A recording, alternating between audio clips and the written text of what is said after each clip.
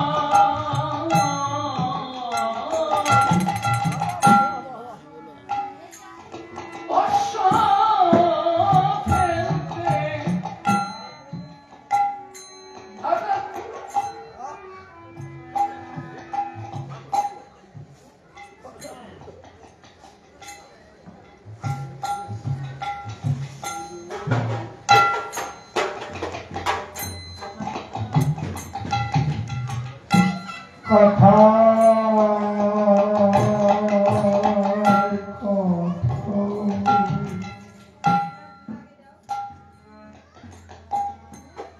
আমার মনে আনে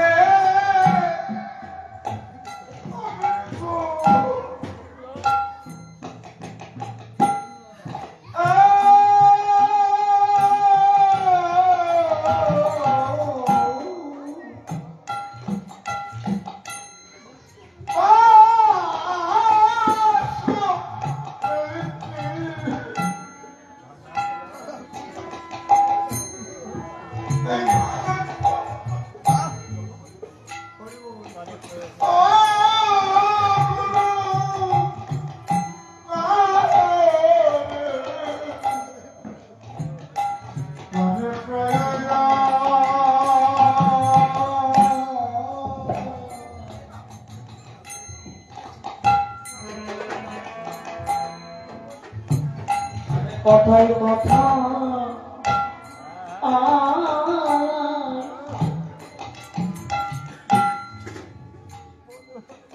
ওই বলে রে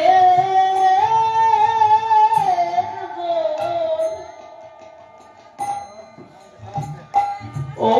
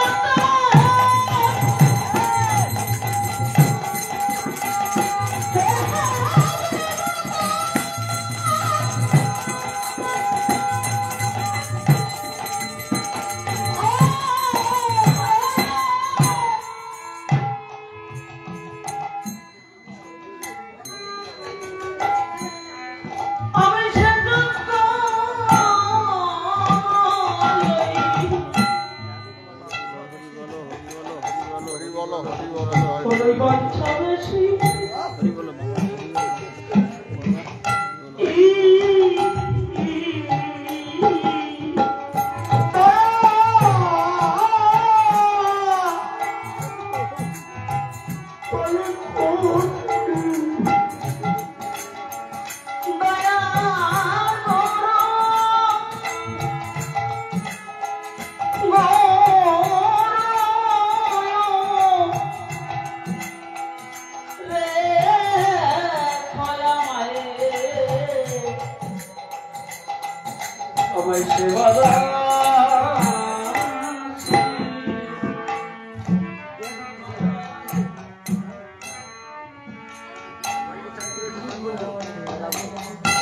সুইচটা দে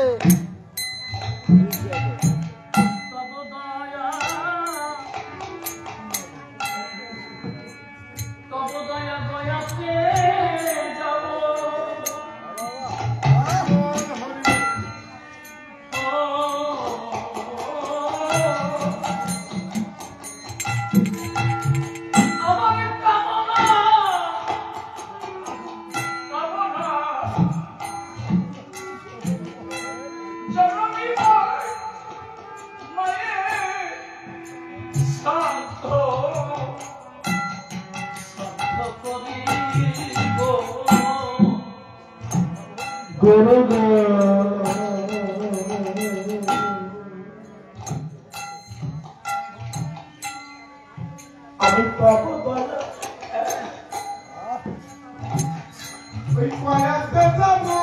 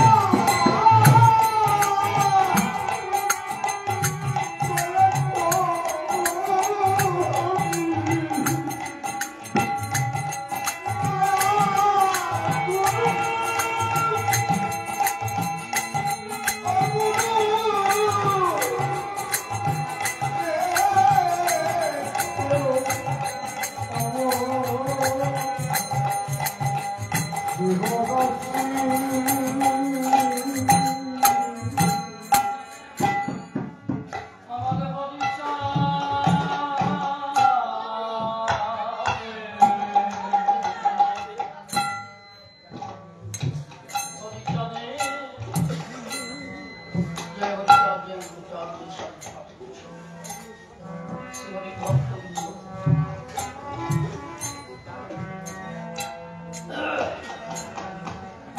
কে ছোট কে বড়, কে গুরু কে শিষ্য,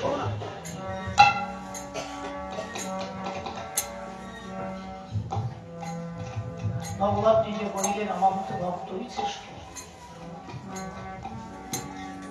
গুরু থেকে শিষ্য বড় হয়, শিষ্য যদি কেমন হয়। বুঝা পাগলা বলছো, পাগলাকে যখন আঘাত করা হলো, বুঝে পাগলা সে ঠাকুরকে বলতো কি আমি আর তোমার কাছে আসবো না। বলো কেন? বলো মা,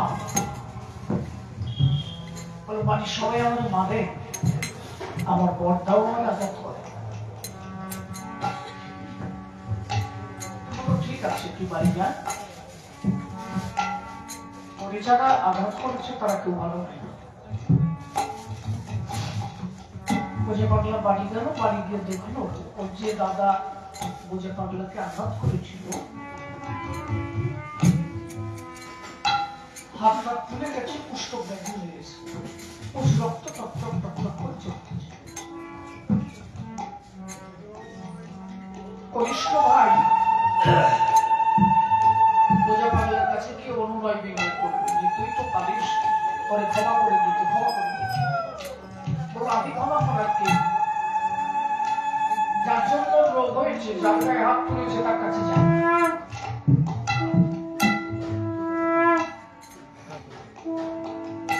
একমাত্র ওরে যদি ঠিক করতে পারে আমার ঠাকুর ছাড়া আর কেউ না।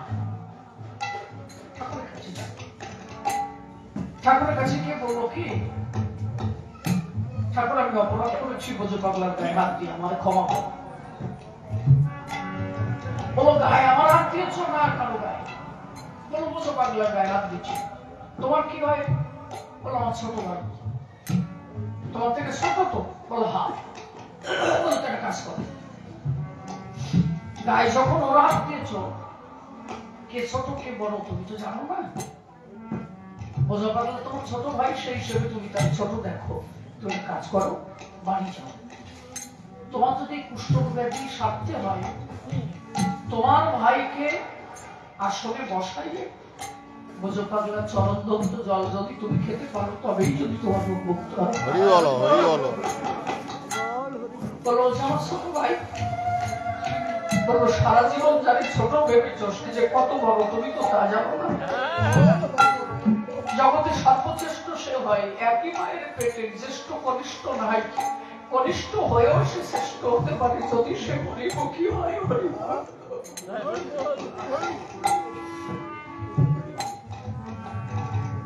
আমি আমার সুবলে দেখে অনেক সময় ভাবি এত যন্ত্রণার মধ্যে দিয়ে, সংসারের জায়গার মধ্যে দিয়ে যেভাবে ও হরিমুখী হরি চিন্তা ভাবনায় থাকে, আমার কারণকে ভাবনায় ডুবে থাকে, আমারও মাঝে মাঝে মনে হয় আমি ওদের জন্য খাই।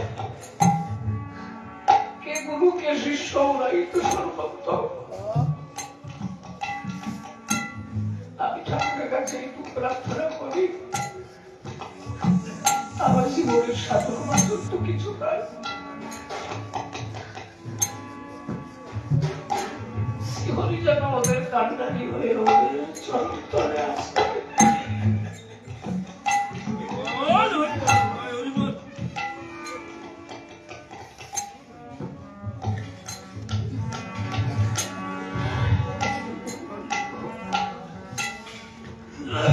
বৃন্দাবনে ছোট্ট একটু সময় কথা বলে আমারও অনুষ্ঠান আছে চলবে। শ্রীরাম বৃন্দাবনে তখন তো বন কঠিন বন, বনের মধ্যে গোসাই বাবা আশ্রম করে বসে আছে। এখন ছোট আপনাদের পারি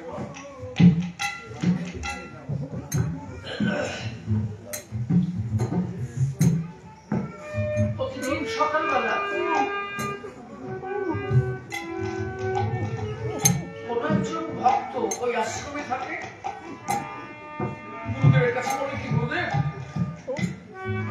আজকে দেখো আমি তো ভান্ডিবনে যাই, ভান্ডিবনে আমি গরু নিয়ে গোচারণ খেলা খেলাই। তা তুমি যে মাঝে মাঝে বলো, ভাগবত পাঠ করার বলো যে বৃন্দাবনে ভান্ডিবনে এখনো কৃষ্ণ গোচারণ খেলে, এটা কতটুকু সত্য? আমি তো যাই, আমি দেখি না। বলো কি তুমি দেখতে পারতে যদি তোমার ব্যাকুলতা থাকতো। ভান্ডিবনে সখা নিয়ে গোবিন্দ গোচারণ খেলে, রাধারানী আজও ভান্ডিবনে আসে, নিধুবনে আসে, দেখে কারা জানো? কেড়ে ইকো দিচ্ছে, বলে তারাই দেখে। কতক্ষণ ইকো হয় না, ভালো লাগছে না, এটা ভক্সটিকা কৃষ্ণাই বলো, তারাই দেখে যাদের ব্যাকুলতা আছে, যারা দেখবার পিপাসা নিয়ে বসে থাকে, তারাই দেখে। তাই তাহলে আমি তো পিপাসা নিয়ে কোনোদিন যাইনি, আমি তো শুধু গরুই চড়াইছি। বলতো তুমি যদি পিপাসা নিয়ে যেতে পারো তাহলে দেখতে পাবো। বলতো অশ্বিনী ঘোষাই এই জন্য লিখেছিল, মনের মানুষ ধরা ফেরা মুখের কথা, বধির অন্ধ বোবার স্বভাব ধর, তবে অধরা করবে ধরা, ধরার মতো ধর। বধির স্বভাব ধরো, অন্ধের স্বভাব ধরো, বোবার মতো স্বভাব, বড়দের মতো হও, সরলতা রাখো। নিবেদন যার বেদন ভরা, তারই নৈবেদ্য ঈশ্বর গ্রহণ করে। যার বেদন ভরা নিবেদন নাই, ধর ওই সন্তোষে গ্রহণ করেন না। আমাবস্যা রাতে গণেশ মা বলল, লক্ষ্মী পুজোর দিন লক্ষ্মী এসে খেলো। গণেশের মা বললো কি, আমাবস্যায় লক্ষ্মী খায়? বলো মা আমার শুয়ে দাঁড়া, দেখ খায় কিনা। যখনই শুয়ে দাঁড়ালো দেখলো সামনে লক্ষ্মী এসে দাঁড়ায় আছে। তখন গণেশের মা জিজ্ঞাসা করলো, গণেশ আমাবস্যার লক্ষ্মী খায়? আমি তো দেখলাম তাই। বলো মা কি হলে খায়, তা তো তুই দেখিস নাই? বললো হ্যাঁ দেখেছি। কি? বললো পূর্ণিমায় এত ঘরে পূজা দেখেছি, তোর মতো কাউকে কাঁদতে দেখি না। তুই যেভাবে কাঁদছিস,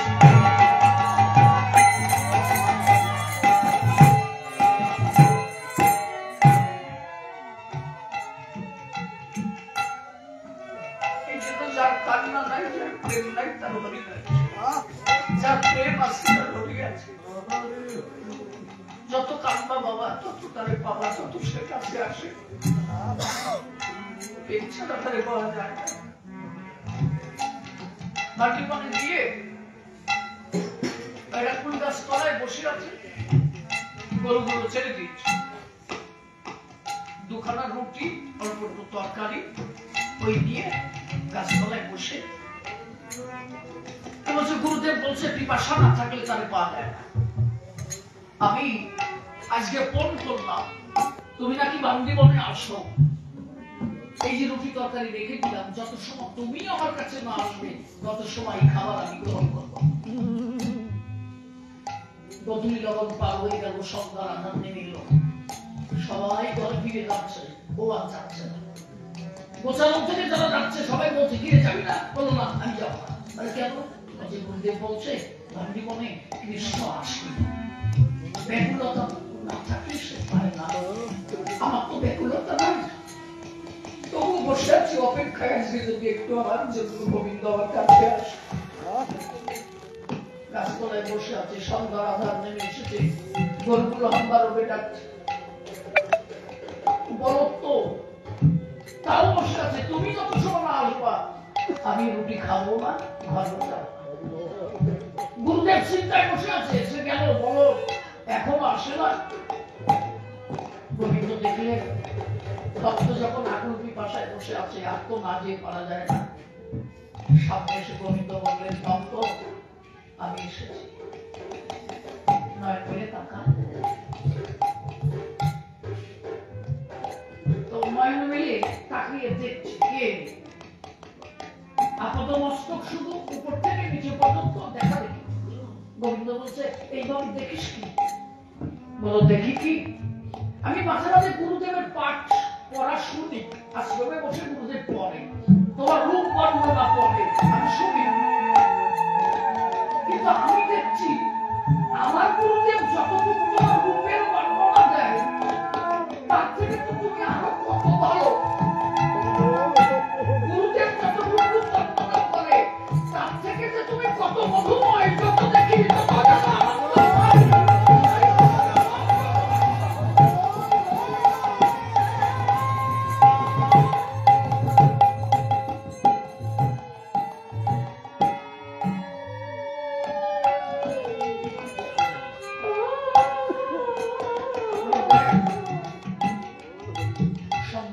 রাধুনি এসেছে, অন্ধকার হয়ে গেল, সবাই ঘরে ফিরে গেল, আমি গেলি না। তো গুরুদেব চিন্তা করবে কি ওই খাবারটা দিয়ে দুটো রুটি, তাহলে আমরা দুজন ভাগ করে খাই। ভক্ত যখন ভগবান মুখী হয়, ভগবান তখন চাই ভক্তের খাবার ভাগ করে খেতে। কেন চায় না? আজকেও কষ্ট করে যতটুকু প্রসাদ ঠাকুরের সেবায় লাগাইছে, ঠাকুরও তো চাইবে যেখানে আমার ভক্তগণ নাম সংকীর্তন মত আছে, আমি আমার ভক্তদের নিয়ে খাবার ভাগ করে খাই, সেটাই চাই। বলবে একটা রুটি আমি খাই, একটা তুই খাবো, দুইজনে দুটো রুটি ভাগ করে খেলাম। বলে এবার বাড়ি যা, আর এত অপেক্ষায় থাকতে হবে না, এরপর থেকে যখন আসবি আমার ডাকবি, আমি এসে তোমার সাথে রুটি খাবো। পরদিন সকালবেলা গুরুদেবকে বলো, গুরুদেব আমার দুটো রুটি বেশি দেওয়া যায়? বলো কেন? বলো আপনি বলেছিলেন মাটি বলে কৃষ্ণ আসে, কালকে আমার সাথে কথা হয়েছে, কালকে আমার সাথে দেখা হয়েছে, কথা হয়েছে, এক জায়গায় বসে খেয়েছি, আমাদের দুটো রুটি আর তরকারি বেশি দেওয়া হবে। গুরুদেব বলো, বলো দেখি না কয়, ঠিক আছে যা, তোর পেট ভরে না আমি বুঝেছি। গুরুদেব তো জানে সহজে গোবিন্দ প্রাপ্তি হয় না, কিন্তু গুরুদেব এও জানে না সরলভাবে যদি কেউ বসে থাকে ঈশ্বর প্রাপ্তি হতে তার সময় লাগে। চারটি রুটি নিয়ে গেছে, বান্ডি মনেকে ডাক দিয়েছে, আমি এসেছি, তুমি আসো। ভগবান এসে বলেছে আজকে দুটো রুটি এনেছিস না, এই তোর গুরুদেব আমার বিশ্বাস করে? বলে না করে। বলে আচ্ছা তা যদি করে, তা তুই দুটো রুটি চাইলি যে আমি তার সাথে খাই, বিশ্বাস করবো না কেন? বলো তা তো আমি জানি না। বলে আচ্ছা ঠিক আছে রুটি দেখাই। সন্ধ্যা রাধা দিল, বলে আবার যা, ফিরে যা, কালকে আবার আসিস, আমি তোর কাছে থাক। পরের দিন বলো বলতে আজকে আর দুটো রুটি বেশি দেওয়া যায় না? বলো তোর এত খিদে বেড়ে গেল? বলে আমি তো খাই না, আমার সাথে আমার বন্ধু কানাইয়া খায়। সত্যি খায়? বলে আপনি যখন গুরু, আপনি তো আমি বুঝতে পারছি তো বাবা বাবা, তবে সত্যি গোবিন্দ খায়? বলে হ্যাঁ খায়। বলে তাহলে কাজ করতে পারিস কি, আমার দেখাতে পারিস? বলে হ্যাঁ পারি। বলে ঠিক আছে, পারিস তো, তো গোবিন্দকে আমার কাছে নিয়ে আসিস। গুরুদেব চিন্তা করলো এই ভক্তের পরশে যদি আমার ভগবান ভক্তি হয়, গুরুদেব বুঝতে পারবো আমি গুরু হয়ে যা পারি না, শিষ্য হয়ে পারবো না। যদি এই শিষ্যের প্রভাবে আমি গুরু হয়ে ভগবান প্রাপ্তি করছি,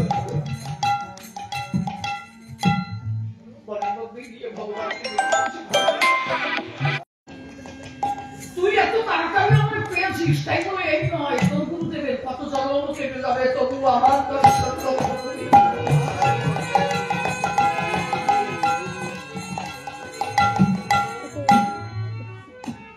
আমি যে কথা দিয়েছি আমার কথার দাম থাকে না, তুমি তো আমার কানাইয়া, আমার কথা তুমি শুনবো না। বলো ঠিক আছে, তুই যখন চাইছিস আমি যাবো। আমি গেলে তো গুরুদেব বুঝতে পারবে আমি ওখানে গিয়েছি। নিয়ে রওনা দিয়েছে পিছনে পিছনে ভগবান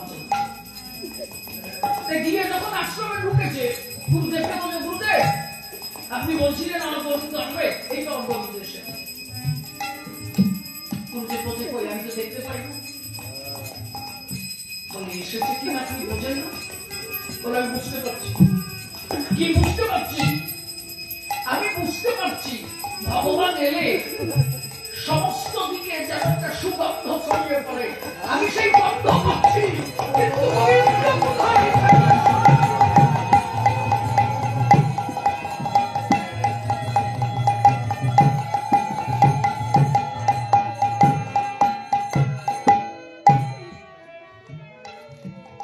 আমি বুঝতে পারছি ভগবান এসেছে, কিন্তু আমি দর্শন পেয়ে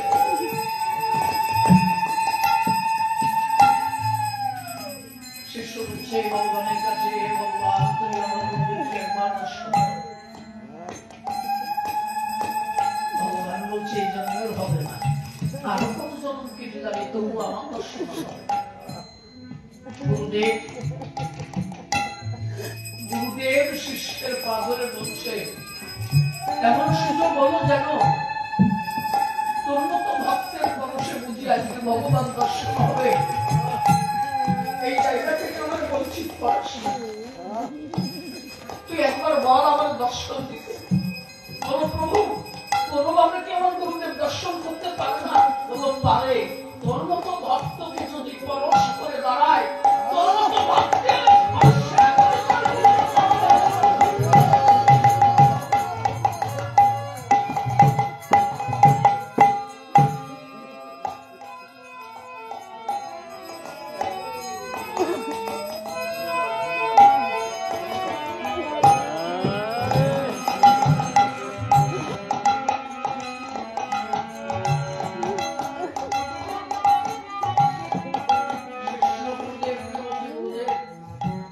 আমার ভগবান বলছে আমাকে শুয়ে দাঁড়ানো সঙ্গে সঙ্গে শিষ্যকে ছুঁয়ে দাঁড়ানো দেখে যে গোবিন্দ মদন ভগবান এবং সে হাতে সব বলো ভগবান তুমি যখন এলে একবার শ্রী গোবিন্দ রাধা রানীকে রাধা তুমি তো ভক্তের কাছে বাধা ভক্ত যখন ডাকে একবার জীবন মিলন হও গোবিন্দের মধ্যে রাধা রানী এসে দাঁড়ালো রাধা গোবিন্দের জীবন মিলন